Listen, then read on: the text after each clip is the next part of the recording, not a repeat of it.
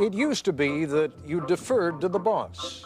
Is it the boss is always going to have the best ideas? Not likely. Here, nimble fingers, alert minds, and tireless machines. And it used to be in most companies that chaos was discouraged. This is where the crazies live. This is where we do our work. It's different. Good morning. Good morning. Used to be you were supposed to climb the corporate ladder. Good morning.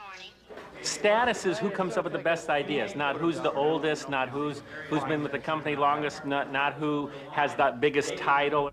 If you go into a culture and there's a bunch of stiffs going around, I can guarantee they're not likely to invent anything. You could stack us up big as big as you want. That's great. Thanks a lot. And we had a great time today. Well, forget the way it used to be. Tonight, the deep dive. One company's secret weapon for innovation.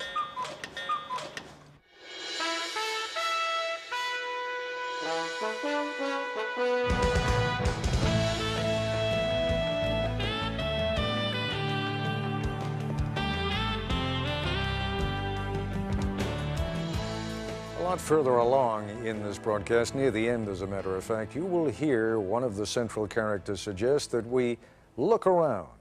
The only thing that's not designed by anybody, he will say, is nature. Actually, you could say the same thing by observing that the only designs that don't require constant modification are the ones we find in nature. But the point is well taken. From the buildings in which we live and work to the cars we drive or the knives and forks with which we eat, everything we use was designed to create some sort of marriage between form and function. Does it work, and can we make it look interesting or attractive? What is truly amazing is how long we tend to put up with things that may not work particularly well or may look especially unattractive simply because we're accustomed to them and because no one has ever suggested redesigning those things. There's an interesting distinction between design and invention. Whoever came up with the idea of dental floss, for example, was an inventor, but the man or woman who put it inside that clever little plastic box that lets you tear off just the right length, that was a designer. Now, how does the process of designing a better product work? And would it be interesting to watch that process? When we first broadcast this program back in February, we weren't at all sure what you would think, but judging by the number of you who ordered video cassettes of the program and the number of people who contacted the industrial product design firm that is featured in this program, you liked it a lot. Here was the premise of the program. We went to IDEO, the product design folk, and said, take something old and familiar, like, say, the shopping cart, and completely redesign it for us in just 5 days. ABC News correspondent Jack Smith tells us what happened next.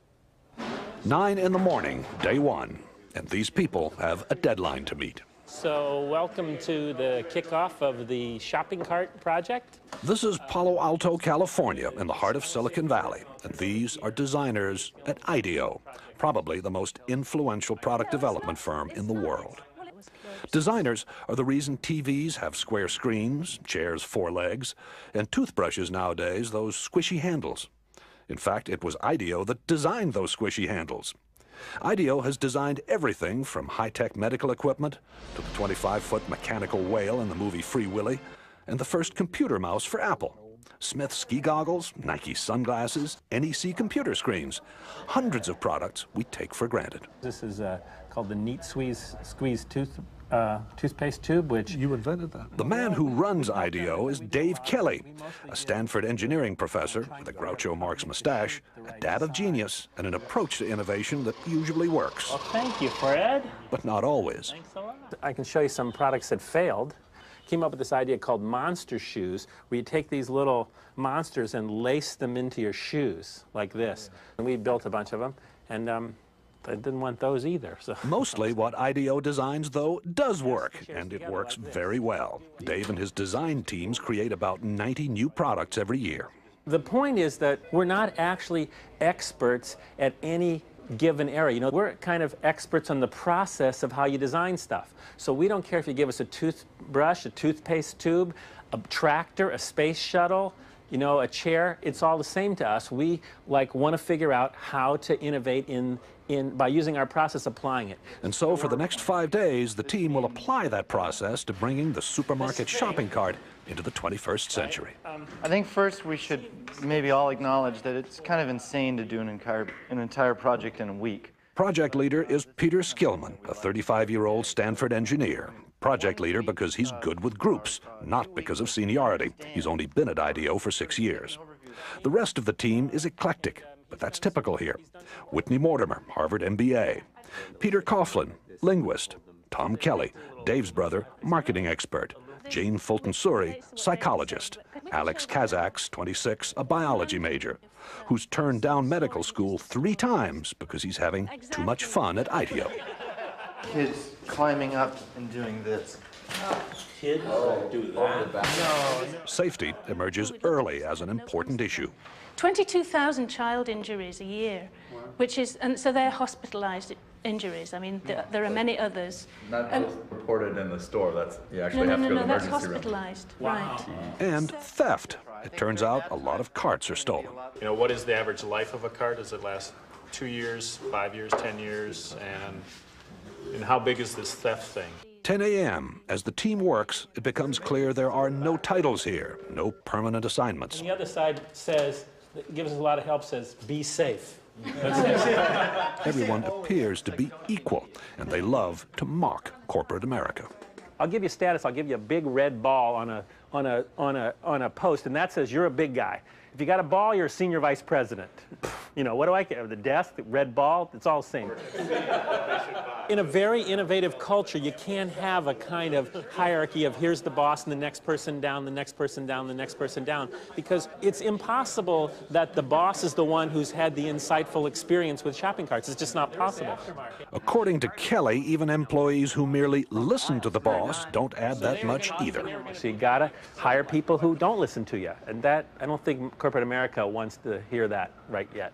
I think we ought to start making those lists about the kinds of questions that we're going to ask. The team splits into groups to find out firsthand what the people who use, make, and repair shopping carts really think. Okay, go. The problem with the plastic cart is the wind catches it.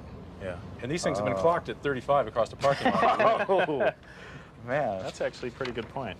The trick is to find these real experts, and so that you can learn much more quickly than you could by just kind of doing it in the normal way and trying to learn about it yourself. From everything I read, these things aren't that safe either, you know?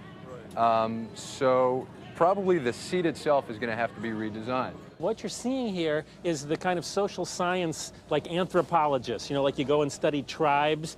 What is it that they do that we can learn from that will help us design a better cart? One of the interesting things for me is looking at how people really don't like to let go of the cart, except for the professional shopper, whose strategy is to leave the cart at various places. In corporate America, many bosses measure whether their people are, the good people or the people who are performing are the ones that they see at their desk all the time. That couldn't be further from the truth. The people who are really getting the information are out here talking to the buzzes of the world, going to meet other experts, much more useful than sitting at your desk.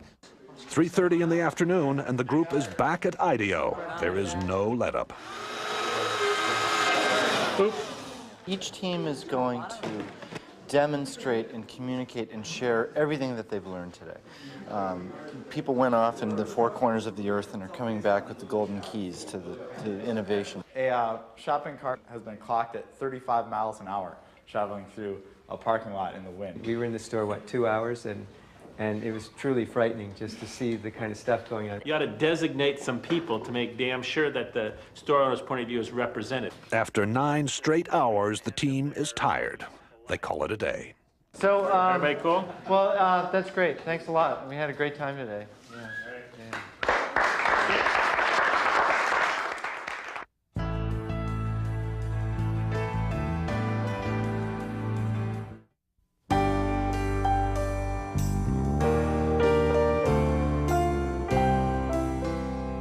Get together and start here. Day 2 and the start of IDEO's unique brand of brainstorming.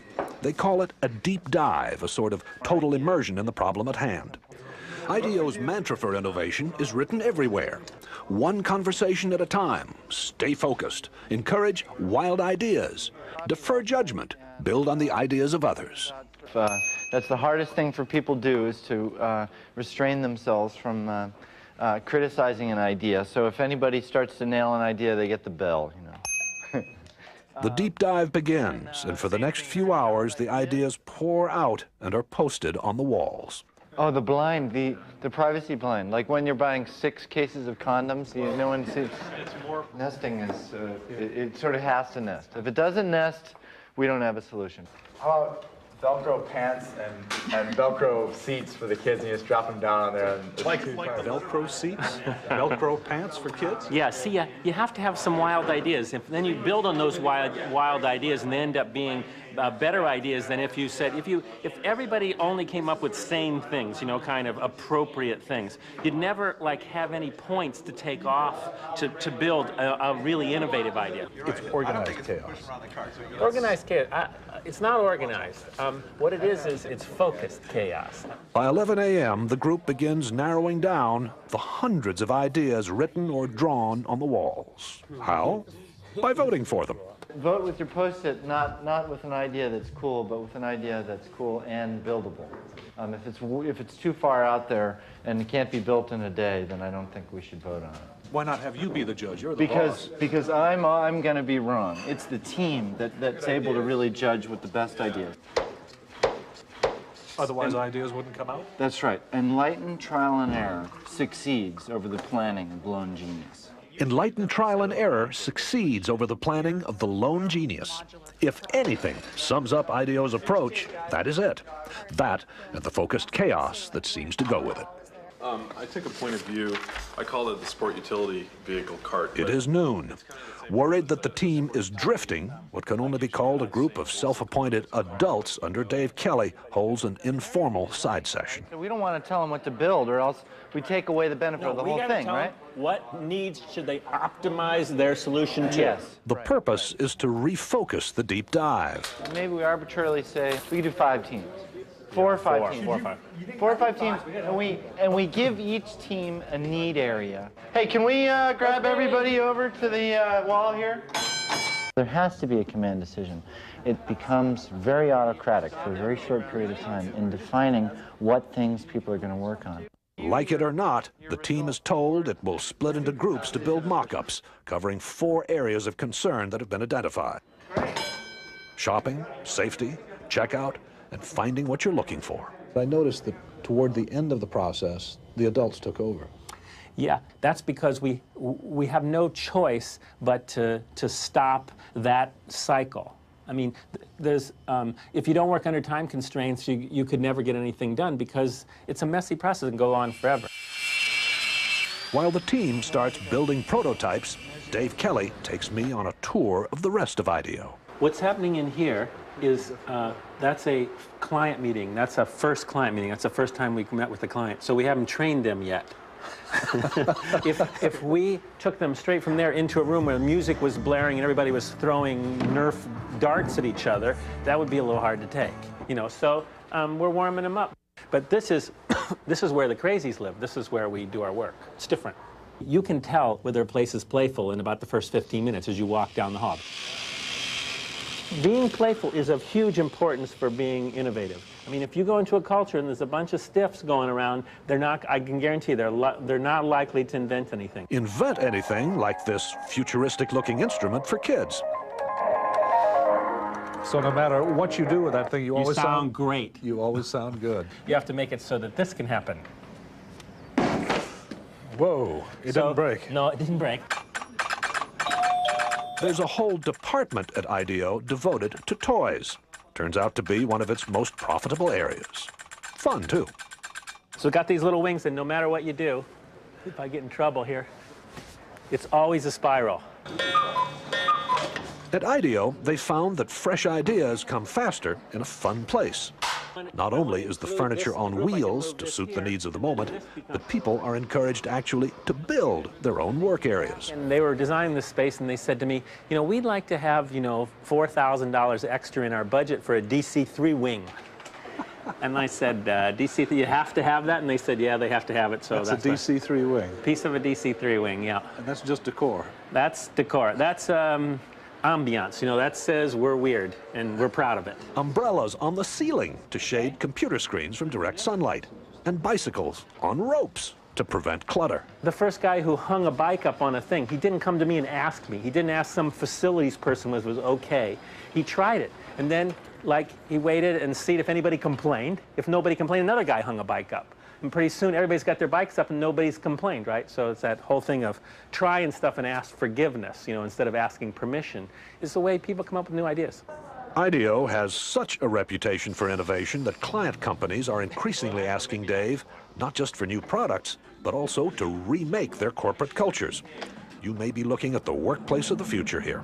It's one thing to be able to do a product once in a while, but if you can build a culture and a process where you routinely come up with great ideas, that's what the companies really want. Okay, Peter, we're done. Back at the shop, it is 6 o'clock, and the 4 mock-ups are ready for showing. Baskets also can be, if you think you will have more volume, baskets can be put in. A modular shopping cart you pile hand baskets onto. A high-tech cart that gets you through the traffic jam at checkout. That you could mount a scanner on the shopping cart so that you, as the customer, as you pull it off the shelf, would scan each item. One that's built around child safety, and another that lets shoppers talk to the supermarket staff remotely. Yeah, where can I find the yogurt? But the adults, again, decide more work needs to be done before the mock-ups can be combined into one last prototype. Why don't we have all the carts come up here for a second? I think you take a piece of each one of these ideas and kind of back it off a little bit and then put it in the, design. The design is still not there. But there's another motto at IDEO: fail often in order to succeed sooner. And some of the team will be up half the night trying to put together a design that finally does work.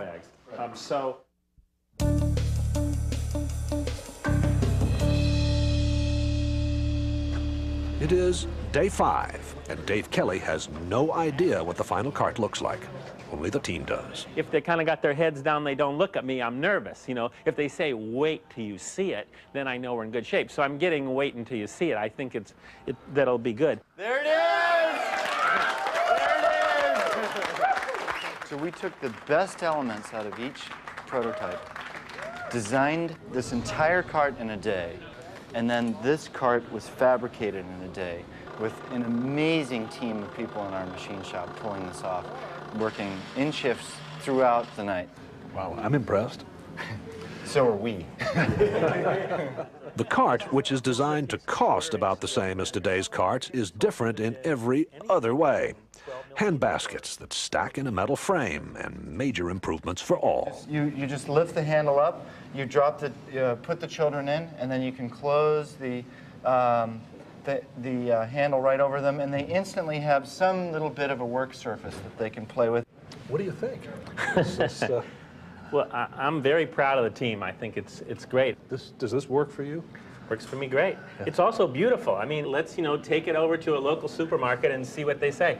Yeah, it works really well. The cart's wheels turn 90 degrees so it can move sideways. No more lifting up the rear in a tight spot.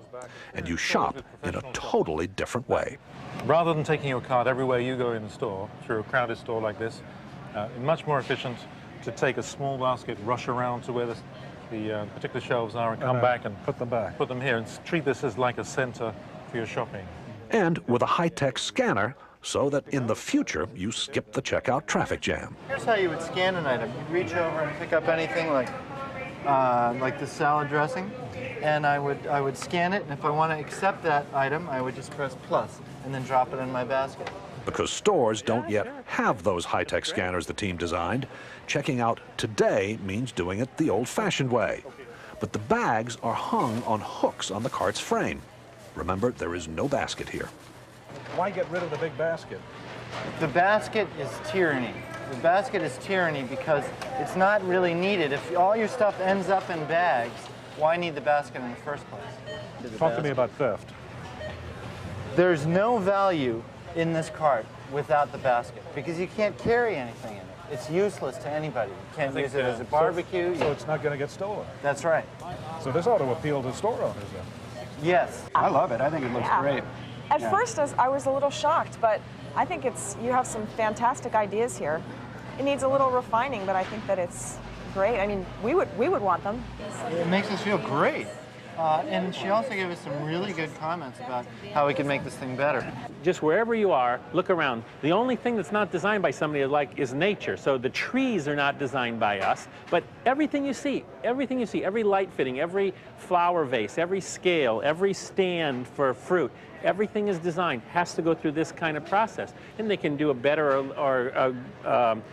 or worse job of innovating or improving, but everything is designed. It has to go through this process. It wasn't this effortless, oh my God, so that's how it works thing that I saw there. It was actually hard work. It's a lot of hard work. We all love it, so it doesn't look like it's hard work, but it's a lot of hours. A lot of hours. Also, an open mind, a boss who demands fresh ideas be quirky and clash with his, a belief that chaos can be constructive, and teamwork, a great deal of teamwork. And these are the recipe for how innovation takes place. This is Jack Smith for Nightline in Palo Alto, California. I'll be back with a brief update on our story in just a moment. Incidentally, the Nightline shopping cart won a silver award in the Industrial Design Excellence Awards, and there's talk now of developing it commercially. That's our report for tonight. I'm Ted Koppel in Washington. For all of us here at ABC News, good night.